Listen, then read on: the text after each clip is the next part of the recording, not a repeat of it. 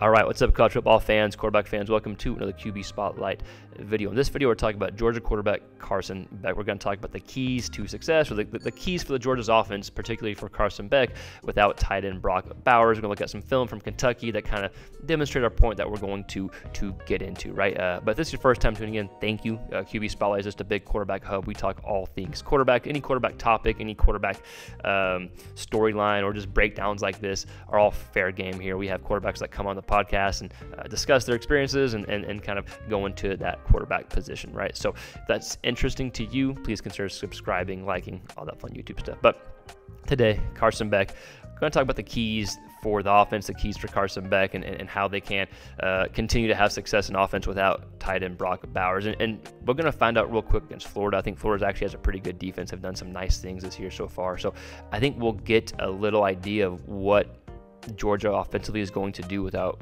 Brock Bowers this weekend.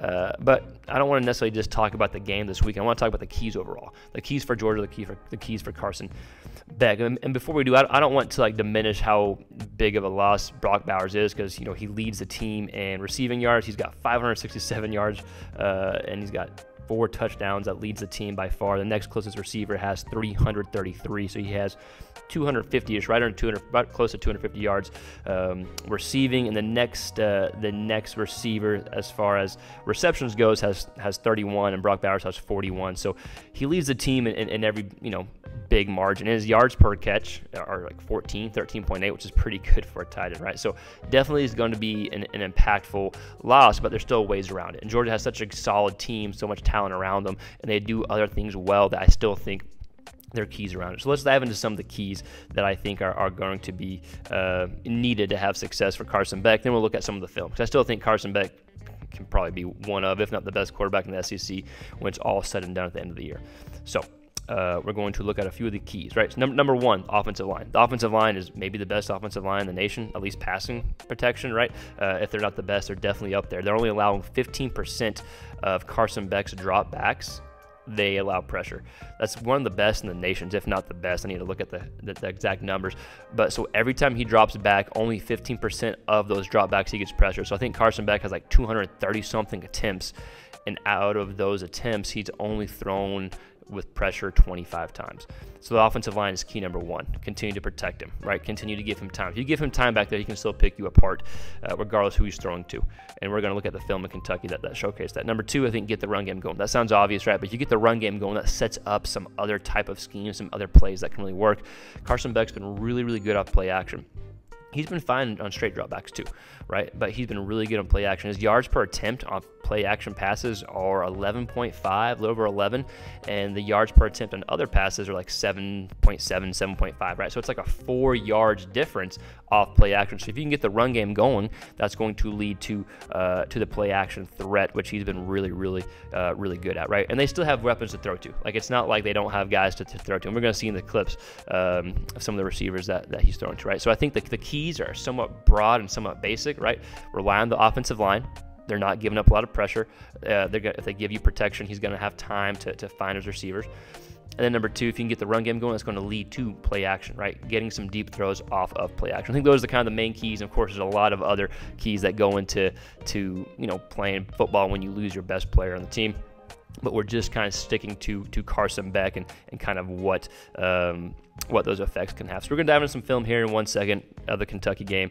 I think he was like 5 of 7 on balls thrown 20 yards downfield or more. He had a few drops. Like, I think he was 28 of 35 in that game. So it's like a really good game to demonstrate. Now, I know there have been some struggles at times too, right? The interception against Vandy, but that wasn't necessarily all on him as the game. I think it was that the team overall just wasn't up to par necessarily. But if you look at the stats in that game, like, they had like 500 something yards of offense and Vandy had 200 something. Like, the score should have been more. But with that said, we're going to see what the impact is really like, I think, this weekend.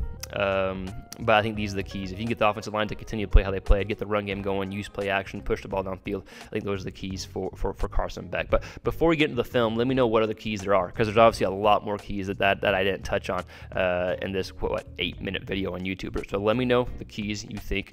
Let me know what I missed, and just let me know any of your thoughts in general, if you're a Georgia fan or just a SEC or college football fan in general. Let me know your thoughts below.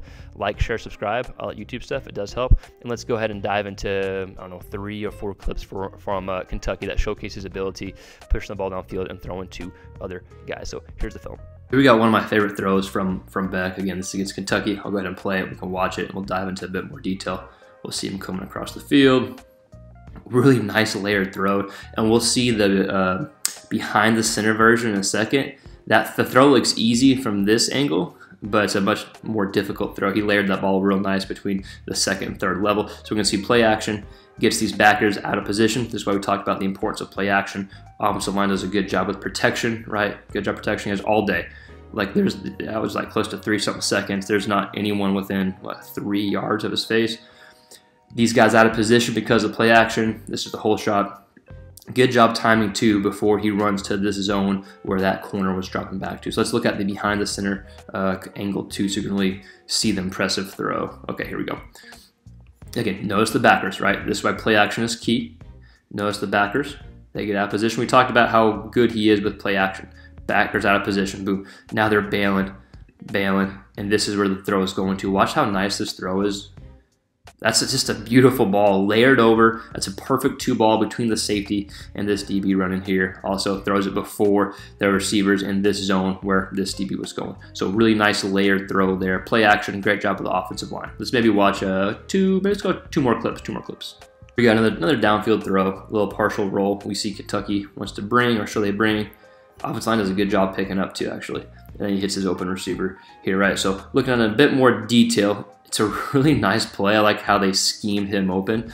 Maybe I should have talked about more, giving some credit to the play caller, right? Scheming his guys open. So he's wide open right here. Boom. You got 2 safeties up top. These guys are just covering grass, right? Which you don't want to do. But offensive line, great job. Partial roll comes out here. Good schemed up play. Really good play design. Gets this guy open for what? Close to 20-yard gain, something along those lines. We'll watch from this angle. Let's see, something changes, yep. And we see Kentucky brings pressure. Offensive line picks up really nicely, like really nicely. Good schemed open receiver out of the screen. You can't see here. Plenty of time, comes open. Boom, hits his guy for a good pass. Let's go ahead and watch one more, and then we'll end this video. Last clip we'll watch. This is a good example of of Beck just having trust with his receiver, being on the same page, and giving him a ball to adjust to. Bottom of the screen throw here.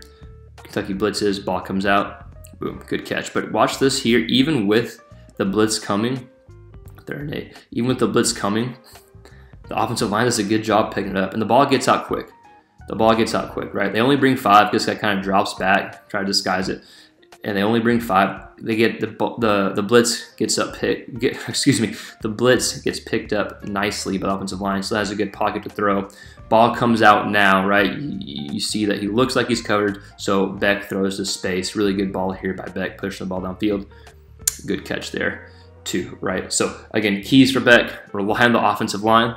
These clips are showing how great the offensive line is, and if you get the play action going, you can push the ball on the field. This is a good example here of just giving your guy a chance to go get it, even without the use of play action. So again, I don't want to diminish the impact that Bowers has, because when you lose your best player, it's always an impact. But I think you have keys, and you can potentially scheme around. Speaking of Bowers, the touchdown there, you can scheme around that, and again, rely on the offensive line, play action, and any other thing that Georgia can use to their advantage. But let us know in the comments below your thoughts. I'm talking about Bowers. Here he goes, making a touchdown catch. But let me know your thoughts on Beck, on just everything in general as far as losing Bowers, what you think about the game this weekend. Anything at all, let us know in the comments below. Like, share, subscribe, all that stuff really does help. And we'll see you next time. Peace.